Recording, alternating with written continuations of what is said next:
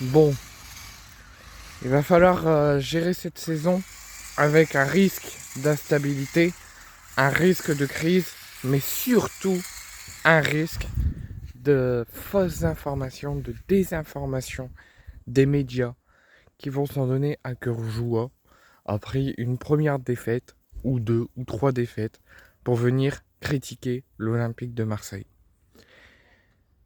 Il n'y a rien d'alarmant. Ce n'est qu'une défaite après une journée de championnat. Oui, les joueurs avaient une tête très ferme, très tendue, avec l'envie de parler à personne, avec l'envie de s'adresser à personne, à aucun supporter, à aucun journaliste. Parce que démarrer comme cela une saison avec une performance aussi moyenne et avec une défaite dès la première journée du championnat, c'est sûr que ça va frustrer. C'est sûr que ça va rendre furieux. C'est sûr que ça va rendre en colère. Parce que l'OM, à la hauteur des exigences du club, à la hauteur du projet, ils veulent tout simplement être à la hauteur de la saison et réaliser les plus grands objectifs que d'être en Ligue des Champions. Ou en tout cas réaliser l'objectif d'être en Ligue des Champions chaque saison.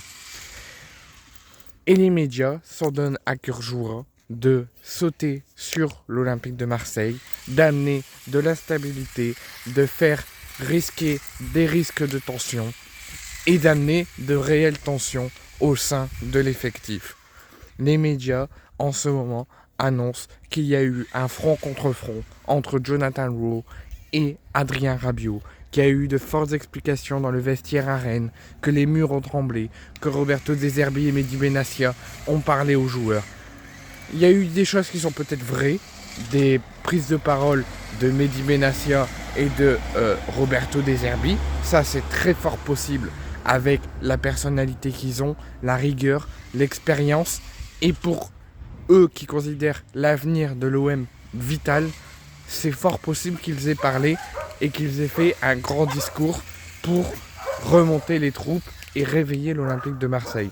Mais à aucun moment, je pense qu'il n'y a eu des tensions, de vives explications, des têtes contre têtes. Ça, c'est de la désinformation des médias.